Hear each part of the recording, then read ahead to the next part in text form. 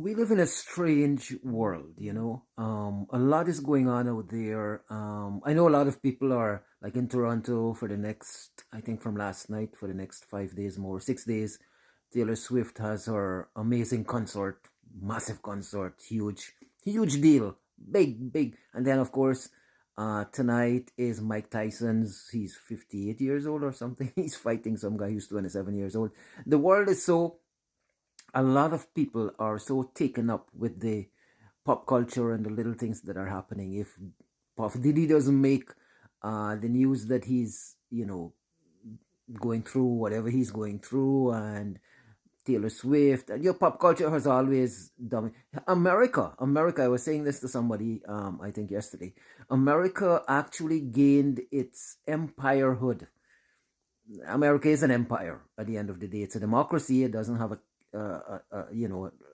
authoritarian system, but it's kind of an empire, a democratic empire, so to speak, because they did it three ways. One of it is military, of course, military bases in over 190 countries around the world, and then of course they did with trading, economic power. But the more important thing America did to conquer the world is what?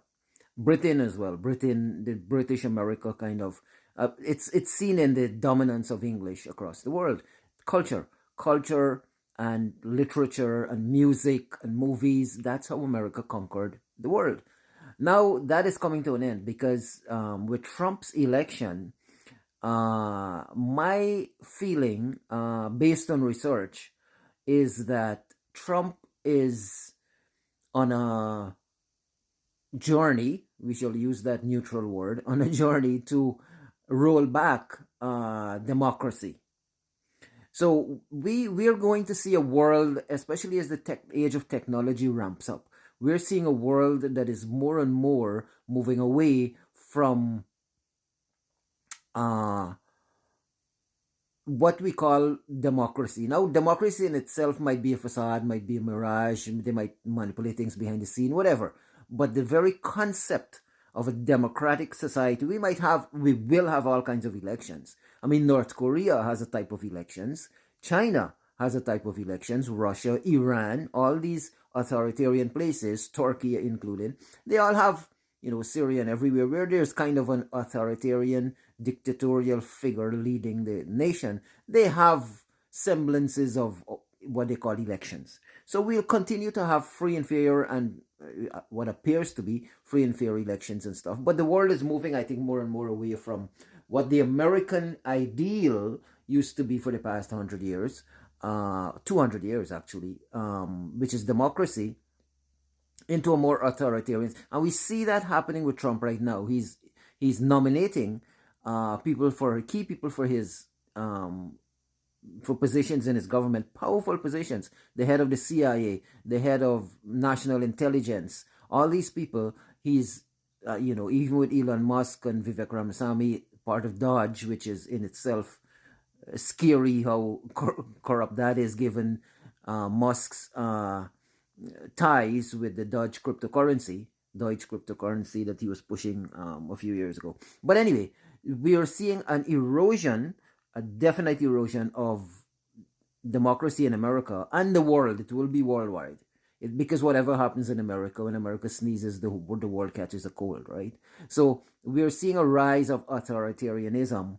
Might be a benevolent authoritarianism. I don't expect Trump to be like an evil person doing, great harm to the nation of America. Although the disruptions that we will see, the change to the status quo, the dismantling of what they're calling the deep state, will be extremely disruptive, and a lot of people are already unhappy with it. In fact, some of Trump's own people in the Senate and the House, the Congress, where he holds majority, the Republican Party, I mean, and therefore him, they're unhappy with some of his choices. But could they do anything? I doubt it, because there's a clause in the American Constitution which is called the recess clause that all presidents have been using, Clinton, Bush, Obama, everybody, to the extent of possibly abusing that clause, which basically says if the House or Senate is in recess, the president has freedom to appoint whoever he wants to appoint to whatever position without a hearing.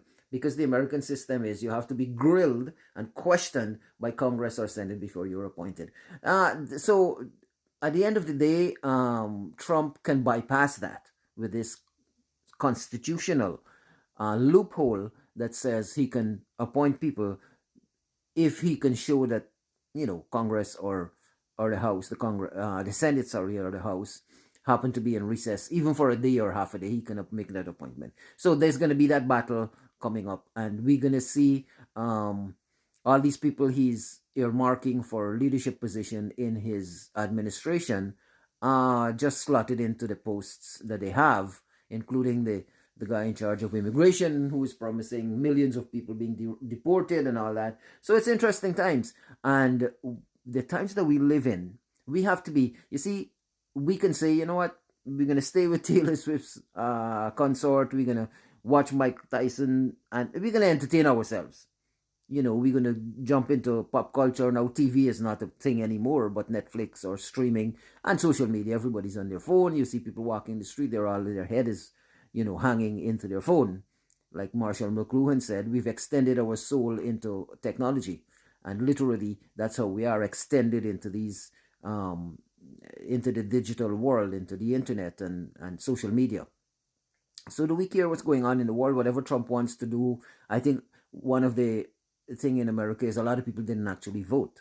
So, they stayed home, especially younger people. And who cares what's going on in North Korea? Who cares what's going on with Israel and Palestine? People care, people protest and everything.